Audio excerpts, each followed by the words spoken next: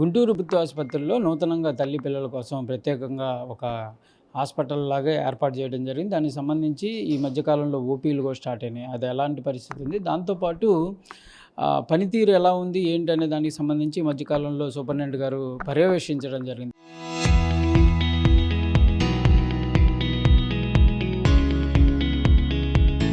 అది కూడా విచిత్రమైనటువంటి వేషధారణలో వెళ్ళటం జరిగింది. ఆ రోజు అసలు ఎలాంటి సంఘటనలు జరిగాయి ఏంటనే మాట్లాడదాం. ఏం సార్ కొత్తగా ఓపీ ఎట్లా ఉంది? ఆ బ్లాక్కి సంబంధించి ఎలాంటి ఫెసిలిటీస్ ఉన్నాయి? నమస్తే, నేను doctor Ramana SSV, superintendent government general hospital Guntur.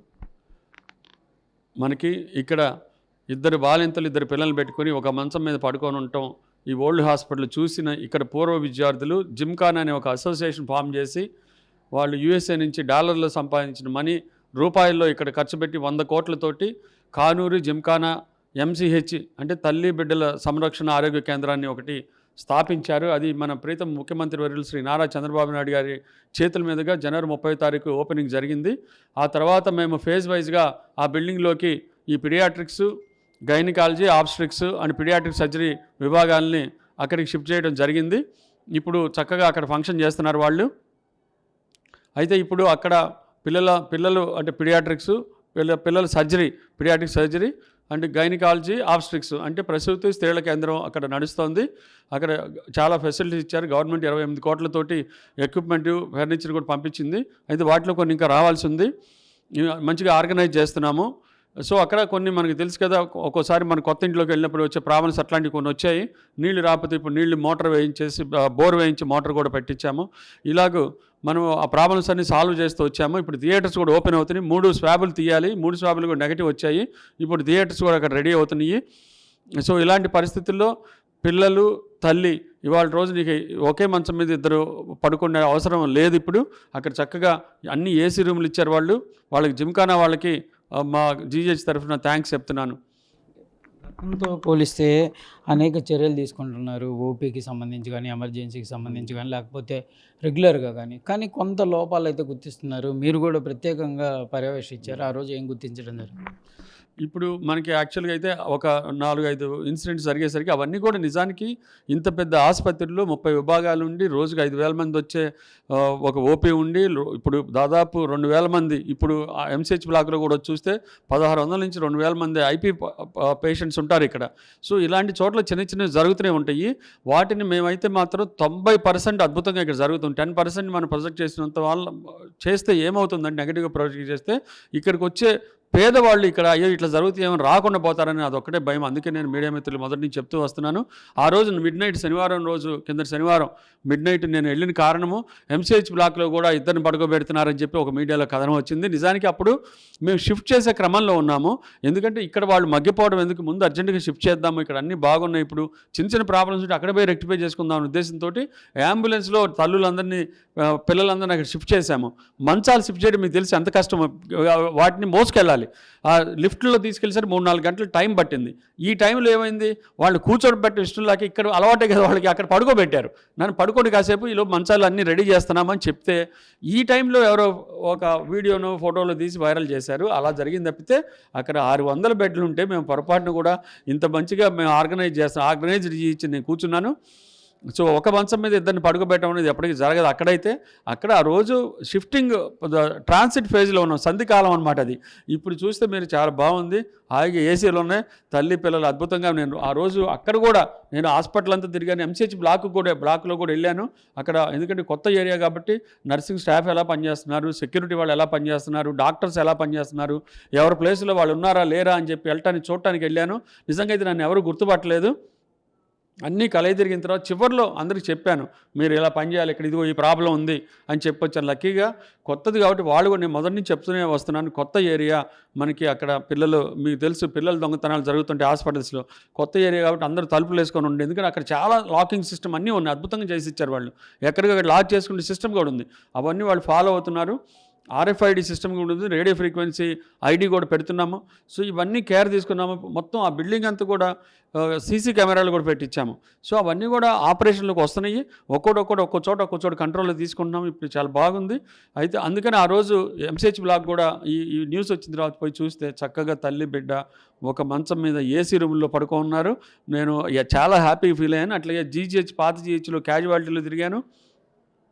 అట్లే పాత వార్డ్స్ అన్నీ చూశాను. ఎక్కడికక్కడ సెక్యూరిటీ వాళ్ళు కానీ, శానిటైజర్స్ కానీ, స్టాఫ్ కానీ చక్కగా ఉన్నారు. వాళ్ళు ఎవరు నన్ను గుర్తుపట్టలేదు. నిజానికైతే నేను అదే ఆశ్చర్యపోయాను. సో అయితే వాళ్ళకి చివరిలో కొంతమంది తప్పులు అంటే ఒక ప్లేస్లో లేకపోవటం, లోపల పడుకొని ఉండడం చెప్తే నేను అన్నీ పోయి నైట్ టైం మీరు ఇక్కడ పడుకోన్న వాళ్ళు వెనక్కి వెళ్ళాను. నేను వెనక్కి వెళ్ళి పడుకోన్నారు, అట్లా చేయొద్దు అంటే బాగా ఎక్కువ మంది పేషెంట్స్ ఉన్న దగ్గర. పేషెంట్ లేనప్పుడు ఏముంది, కాసేపు వాళ్ళు కూడా రిలాక్స్ అవుతారు. అంత మనుషులు కాబట్టి జాగ్రత్తగా ఉండాలని చెప్తూ వచ్చాను నేను. అది జరిగింది అయితే ఆ రోజు. ప్రధానంగా ఒక ఇంత పెద్ద ఆర్గనైజేషన్ గవర్నమెంట్ ఇది ఒక సూపరింటెండెంట్ చేంజ్ అవుతే ఇది మారేటటువంటి పరిస్థితులు ఉండదు. గ్రౌండ్ లెవెల్లో ఉన్న సెక్యూరిటీ వాళ్ళు కూడా మారాలి. అలాంటి పరిస్థితుల్లో స్టిచ్చెస్ చేసినటువంటి మెటీరియల్ని పేషెంట్ తరఫు వాళ్ళని కడిగి పీయటం ఎంతవరకు అదే దాని గురించి మళ్ళీ నేను అంతా కూడా రౌండ్స్ వేసింది నైట్ టైము. యాక్చువల్గా అయితే అది తక్కువ మంది ఉండటం వల్ల ఒకటి, ఆ రోజు జరిగిన ఇన్సిడెంట్ అది నేను పోయి కనుక్కున్నాను. సర్జరీ పీజీలు పాపం కుట్లేశారు. ఇంకా 4-5 కుట్లు వేయాల్సిన వాళ్ళు ఉన్నారు. అక్కడ ట్రేలు అయిపోయినాయి.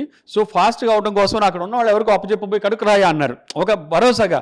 అంటే వీళ్ళందరూ మాతో ఉంటారు, మేము ఇంత కష్టపడి పని చేస్తున్నాం వీళ్ళందరూ. కానీ అక్కడ ఏమైందంటే వాళ్ళు అది ఆ వీడియో తీసుకొని వైరల్ చేస్తారు. దాన్ని ఎవ్రీడే జరుగుతుంది సార్, మేము కూడా ప్రత్యక్ష బాధితులు. అది చెప్పినప్పుడు నేను ఇన్వెస్టిగేట్ చేశాను. అది చాలాసార్లు అట్లా చేస్తున్నారో తెలిసి నాకు చాలా బాధ వేసింది. నేను అందుకే ఆ రోజు చాలా గట్టిగా మాట్లాడాను. నేను సర్క్యులర్ పెట్టాము, నేను వీడియో కూడా రిలీజ్ చేశాను. ఇలా ఎప్పుడు జరగకూడదు. మళ్ళీ ఒక్కసారి పేషెంట్ అటెండెంట్ చేత పని చేయించడం అనేది, ఎస్పెషల్లీ బ్లడ్ ఉన్నదాన్ని వాళ్ళ చేత కడిగించడం అనేది, వాటిలో ఏ వైరస్లు ఉంటే మనకు తెలియదు. అలా వాళ్ళు చేయడం అనేది చాలా తప్పు. అట్లా చేయొద్దని చెప్పాను. PG స్టూడెంట్స్ కానీ, HODs కానీ, అసిస్టెంట్ ప్రొఫెసర్ అందరికీ కూడా సర్క్యులర్ పంపించాము. అది మళ్ళీ జరగకుండా అయితే చూస్తాము. అయితే స్ట్రే ఇన్సిడెంట్స్ ఇంత పెద్ద ఇన్స్టిట్యూట్లో ఆ రోజు మనం చెప్పిన వాడు అది వినకపోవటమో, లేకపోతే ఆ రోజు అయితే ఇలాంటి పరిస్థితులు ఉన్నప్పుడు జరుగుతూనే ఉంటాయి. అయితే నేను అనేది ఏంటంటే దాన్ని బోతంలా చూపించి ఇది మళ్ళీ వెనకొచ్చే పేద ప్రజలకి ఇబ్బంది పెట్టొద్దని చెప్తున్నాను. అంత తప్పితే ఏం లేదు. బట్ ఎక్కడికక్కడ చాలా స్ట్రిక్ట్ మెజర్స్ తీసుకుంటున్నాము, గట్టిగా ఉంటున్నాము. ఎవరు కూడా ఇలాంటి జరగకుండా చూడాలని చెప్తున్నాము. ప్రధానంగా నిన్నగాక మొన్న జరిగినటువంటి ఇన్సిడెంట్ పైకప్పు పడిపోవటం కానీ, అది ఏంటి, ఎందుకు జరిగింది? అంటే ఓల్డ్ బిల్డింగ్లు అన్నీ కూడా తీసేసి కొత్త వాటికి షిఫ్టింగ్ జరుగుతుంది కదా. ఇప్పుడు నేను వచ్చిన దగ్గర సాహో అనే కాన్సెప్ట్ తీసుకున్నాను. ఈ సేఫ్ అనే దాంట్లో ఏమేమి కాంపోనెంట్స్ అంటే వేలాడే వైర్లు ఉండకూడదు, ఓపెన్ బోర్డులు, ఎలక్ట్రికల్ బోర్డులు ఉండకూడదు, అట్లాగే పైకప్పులు పడే దగ్గర అవి శుభ్రంగా చేసేసి ప్లాస్టరింగ్ చేయాలి. టాయిలెట్స్లో కానీ వాటిలో కానీ ఎక్కడ కూడా పేషెంట్ దమాలు కాలు పెడితే పడిపోయి ఉండకూడదు, ఆ టైల్స్ పడిపోయి అట్లా ఉండకూడదు. ఇలాగ నేను చెప్పుకుంటూ వచ్చాయ్యా. సేఫ్ అంటే అది నా ఉద్దేశం. ఈ పైకప్పులు నేను వచ్చిన తర్వాత 4-5 చోట్ల పడినాయి. ఇది 75 ఏళ్ల క్రితం పెట్టిన ఒక హాస్పిటల్ ఇది. సో పైకప్పులు పైన లీక్ అయ్యి చిన్నగా ఒక్కో చోట పడుతున్నాయి. ఆ పడుతున్న అన్నీ కూడా చాలా వరకు ఇంజనీరింగ్ వాళ్ళు చెప్పేసి ఆ కొట్టించేసి ప్లాస్టరింగ్ చేయించాము. ఇది యాక్చువల్గా అయితే సిమ్టమ్స్ సైన్స్ లేకుండా జబ్బు వచ్చినట్టు ఈ బ్లాక్ మంచి బ్లాక్. అసలు అక్కడ అది మీరు చూస్తే ఆశ్చర్యపోతారు. నేను పోయి మొత్తం అబ్జర్వేషన్ చేశాను. అది ఓన్లీ ఆ ప్లాస్టర్ ఆఫ్ ప్యారిస్ అంటే కొంచెం గట్టి ప్లాస్టర్ ఆఫ్ ప్యారిస్ వాడారు దానికి. అది విరిగిపడింది. నిజంగా అయితే అది కాంక్రీట్ అయితే అసలు చనిపోయి ఉండదేమో అనిపించింది. అక్కడ పోయి చూస్తే అది అనుకోకుండా అన్ఫార్చునేట్గా ఎప్పటి నుంచో 10 ఏళ్ల నుంచి ఉన్న దాని మీద ఎక్కడో చిన్నగా లీక్ అయ్యి అది మెత్తబడిపోయి కిందకి వాలింది. అసలు అది ఎక్కడ చిన్న సిమ్టమ్స్ సైన్ కూడా లేదు. అది ఇంజనీరింగ్ వాళ్ళు వచ్చి కూడా ఆశ్చర్యపోయారు, సార్ ఇది మంచి వార్డు, మన సేఫ్ వార్డు అనుకుంటే ఇది కూడా ఇబ్బంది పెట్టిందని. అలా జరిగింది అన్ఫార్చునేట్గా. అది వెంటనే అడ్రస్ చేసాము, వార్డు అంతా ఎవాక్యుయేట్ చేసాము, ఆ పేషెంట్ని జాగ్రత్త చూసుకున్నాం, CT స్కాన్ ఇచ్చాం. బాగుంది. జస్ట్ గీరుకుపోయింది అక్కడ. ఎందుకంటే అది గట్టిది కాదు, అది పడిన ఏం కాదు అన్నట్టుగా ఉంటుంది అది.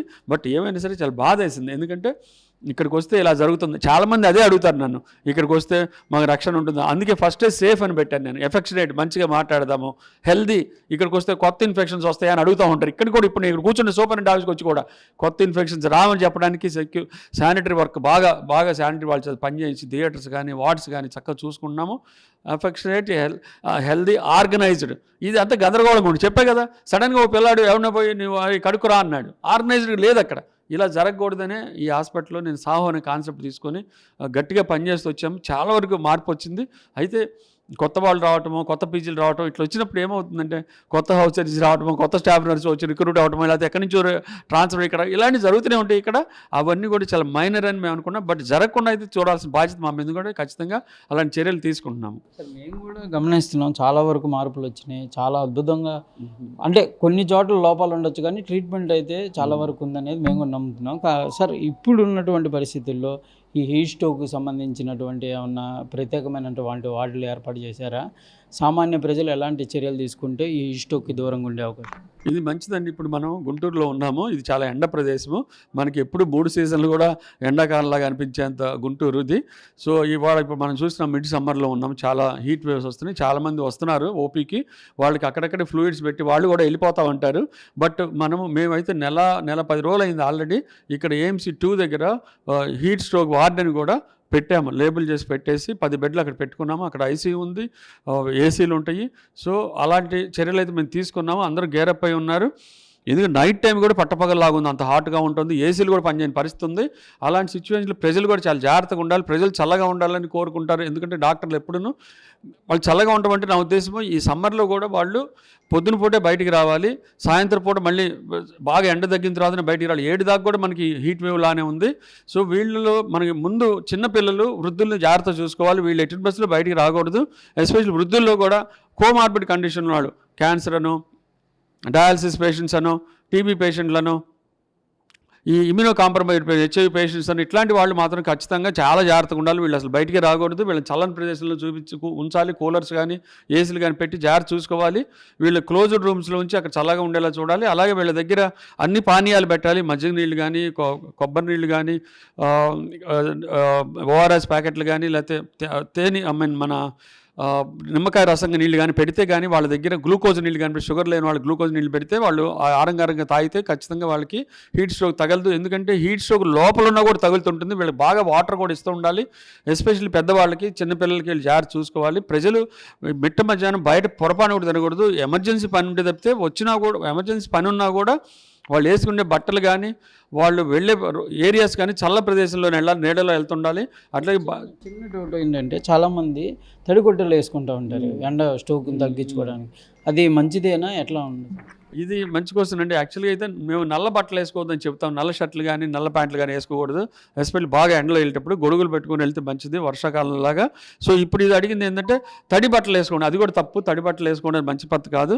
మామూలుగానే మన శరీరము ఎక్లిమటైజేషన్ అంటాము, ఈజీగా అడాప్ట్ అయిపోతుంది మనకి. ఇప్పుడు ఎండాకాలం కూడా మనం శుభ్రంగా బయట నడుస్తుంటాము.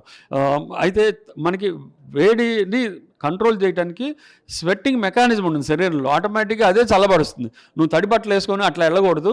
ఆటోమేటిక్గా నీ శరీరమే నీకు ప్రొటెక్షన్ ఇస్తుంది.